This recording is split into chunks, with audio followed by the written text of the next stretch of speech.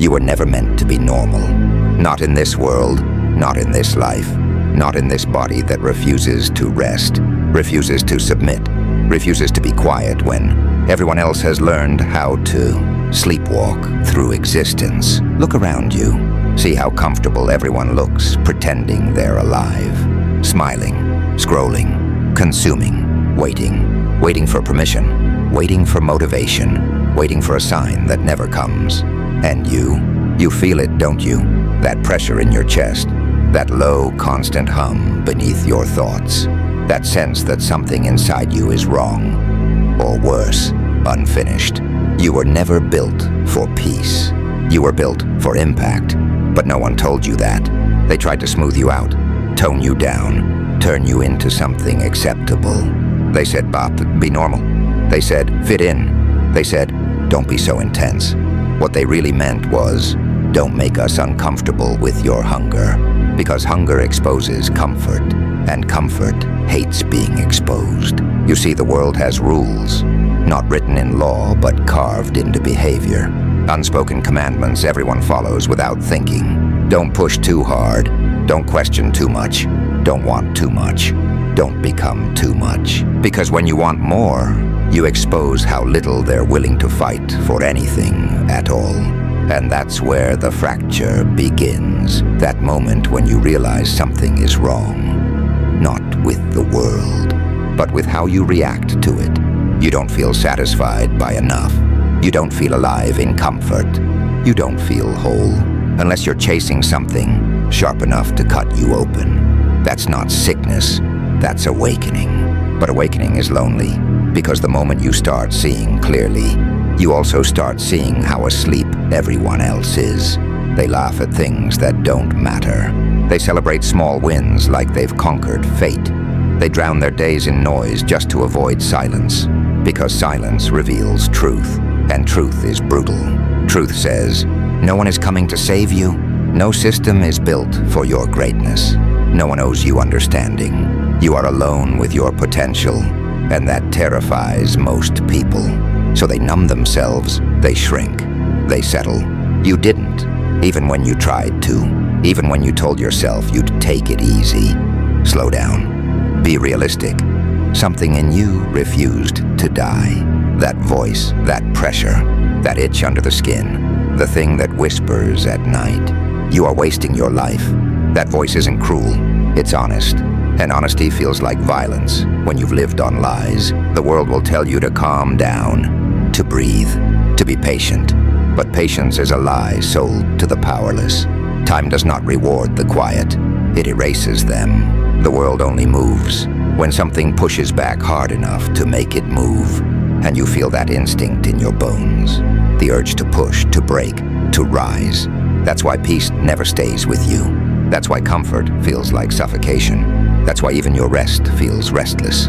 You weren't designed for stillness. You were designed for pressure, for conflict, for intensity, for becoming something most people would rather fear than understand. But here's the truth no one tells you. This path does not come with applause. It comes with isolation, because the moment you stop pretending to be normal, you become a mirror. And people hate what reflects their own weakness. They'll say you've changed. No, you've woken up. They'll say you're too serious, too driven, too obsessed. What they mean is, you remind me of everything I refused to become. So they'll mock you, minimize you, call your hunger arrogance, call your silence ego, call your discipline obsession. Let them, because while they're busy naming your shadow, you're learning to control it. You're beginning to understand a brutal truth. Strength doesn't come from positivity. It comes from pressure applied daily. Strength is forged the same way steel is forged, by being placed in environments that would destroy weaker material. And you've survived things that should have broken you. Loneliness that lasted too long. Disappointment that cut too deep. Moments where quitting would have been logical, even reasonable. But you didn't quit. You endured, and endurance changes a person. It strips away illusion. It burns off softness. It reveals what's underneath when everything comfortable is gone. Most people never meet that version of themselves. You're meeting it now, and it's not gentle. It doesn't care about your excuses. It doesn't soothe your doubts. It doesn't ask if you're ready. It demands. It demands that you stop waiting for permission, that you stop asking if it's okay to want more, that you stop negotiating with your fear. Because fear will always ask for one more day, one more excuse, one more delay. And if you listen, you'll wake up years from now wondering where your life went. This is the moment where the path splits. One side leads back to comfort, to numbing routines, to a life that feels safe but empty. The other leads into something darker, not evil, honest, a place where you stop pretending to be harmless, where you stop apologizing for your intensity, where you accept that you are not here to blend in. You are here to become something sharp, something disciplined, something relentless, something that doesn't break when the world leans on it. And make no mistake, the world will lean on you. It will test you in silence. It will isolate you. It will strip you of applause and see if you still stand. This is where most people turn back. This is where they convince themselves they went too far. But you're still here, still listening, still breathing with that pressure in your chest. That means the process has already begun. The old you is cracking, and what comes next is not comfort. It's the forge. The pain doesn't ask for permission anymore. It doesn't knock. It doesn't warn you. It doesn't care if you're ready. It simply arrives, heavy, deliberate, and sits on your chest until you either adapt or suffocate. This is where most people break. Not loudly, not dramatically, quietly. They tell themselves they're tired. They tell themselves they deserve a break.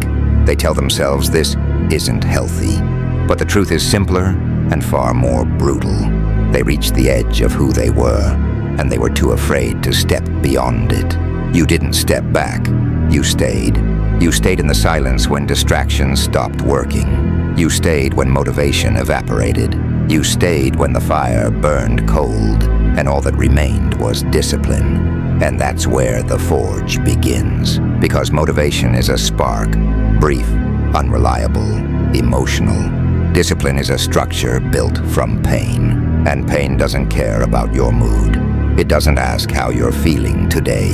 It doesn't negotiate. It shows up every morning like a debt collector and says, pay. Pay with effort. Pay with sweat. Pay with your comfort. Pay with your excuses. And every time you pay, something changes. Your body learns obedience. Your mind learns restraint. Your soul learns endurance.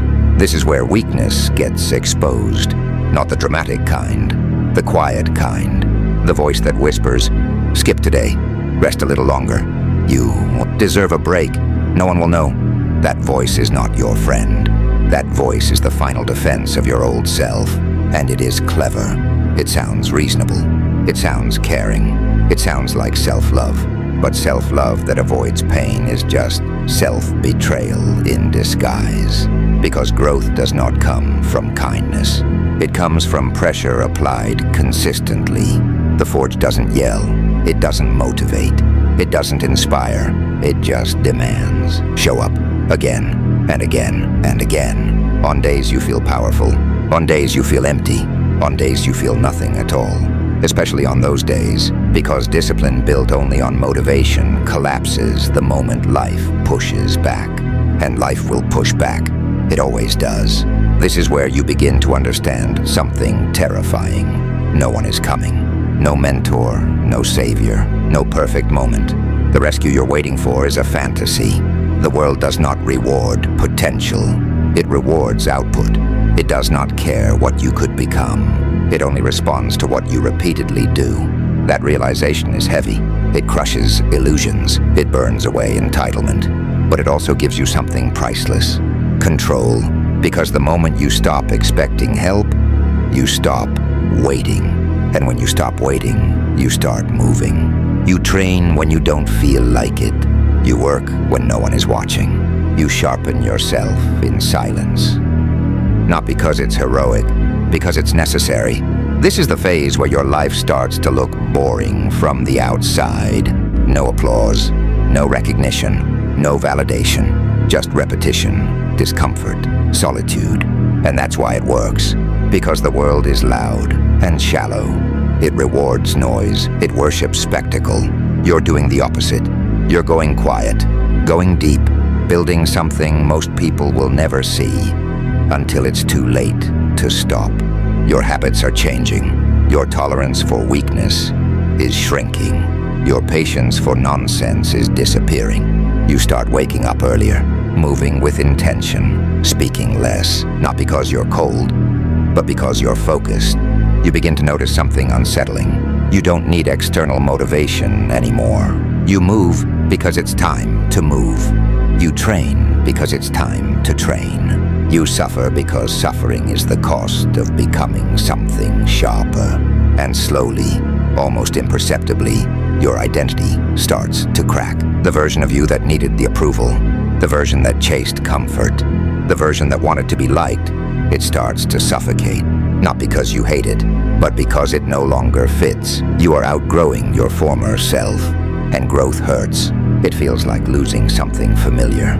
It feels like isolation. It feels like standing alone in a room full of people and realizing none of them can follow you where you're going. This is where many turn back, not because they can't continue, but because continuing means letting go of who they were.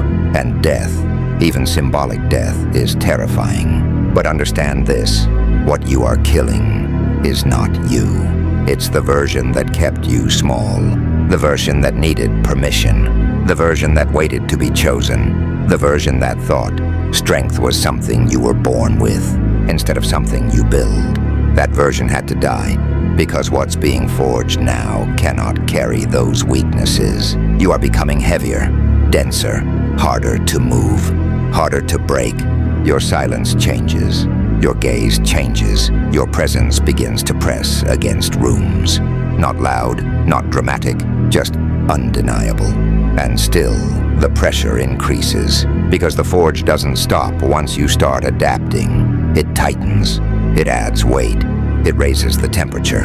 It demands consistency when motivation is gone. This is the phase where most people think something is wrong. They say, "Why is it still hard? Why do I still feel resistance? Shouldn't this be easier by now?" No, ease is not the goal. Strength is, and strength is built under load. Every day you show up despite not wanting to. You carve discipline deeper into your identity. Every time you resist comfort, you strengthen your ability to endure. Every time you continue without applause, you separate yourself further from the crowd. This is the price of becoming dangerous in a world built for the docile. You are no longer chasing motivation. You are becoming someone who does not need it. And that is when the real transformation begins. Because once discipline replaces desire, once routine replaces emotion, once action replaces thought, the old you doesn't just fade, it fractures, and what emerges from those cracks is something colder, quieter, more focused. Something that doesn't ask for permission to exist. Something that doesn't need to be understood. Something that is no longer trying to become, but is beginning to be. And the closer you get to that point, the heavier the air becomes. Because the next phase doesn't build you, it strips you. It takes everything you think you are and puts it to the test. And most won't survive that part. But you didn't come this far to turn back. You can feel it now, that shift inside you. The moment where comfort stops calling your name. The moment where discipline feels more familiar than ease. The moment where you realize you're no longer preparing for the fire. You're walking straight into it. And what burns next is who you used to be.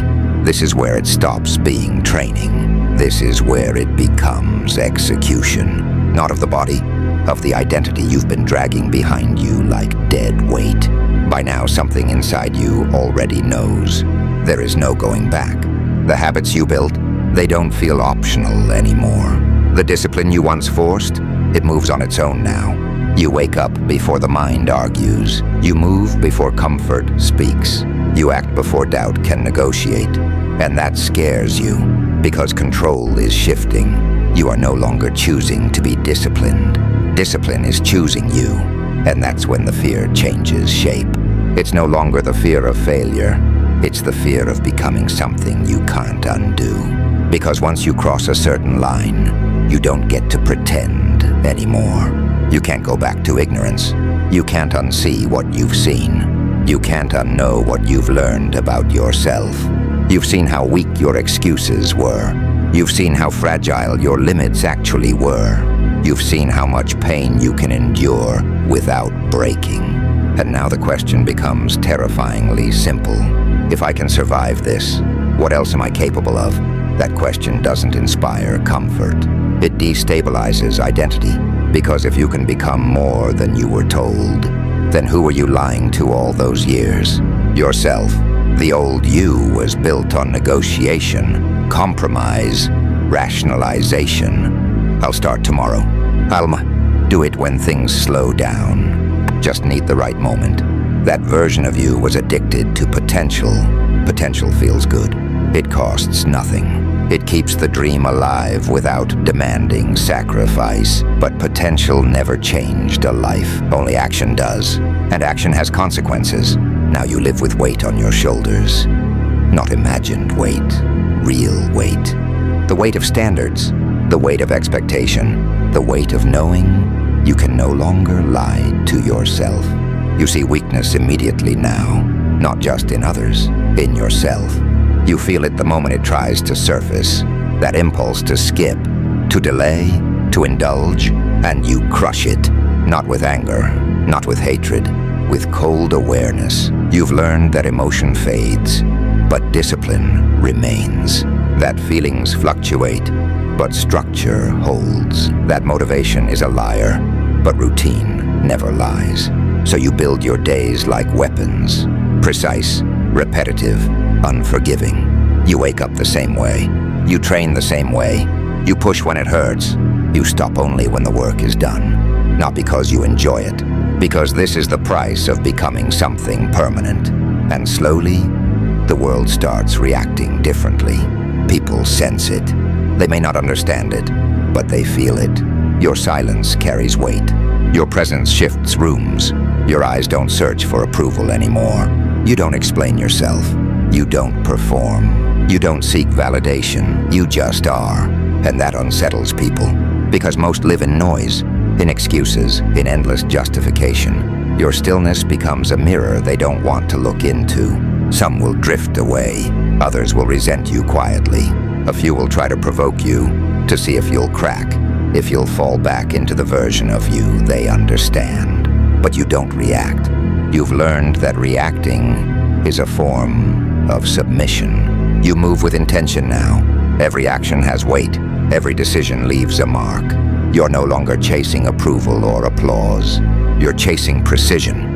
And that's when something inside you finally dies. Not in a dramatic way, not in a burst of emotion. It dies quietly.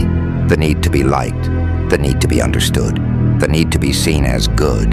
That part of you exhales and disappears. What remains is colder, clearer, sharper, not cruel, just unburdened. You stop asking, what will people think? And start asking, what must be done? And when that shift happens, the world feels different.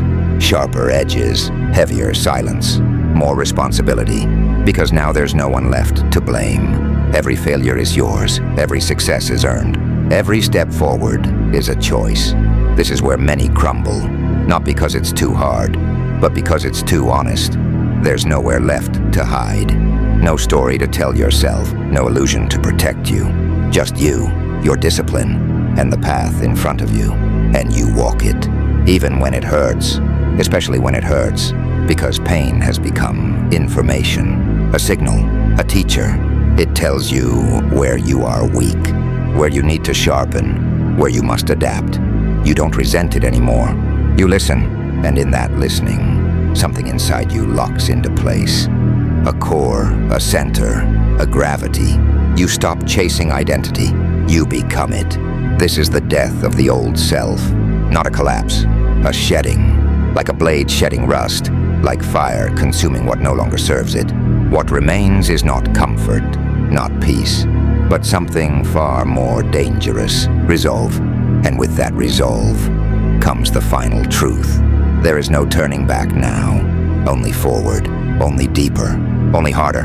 The next step will not build you.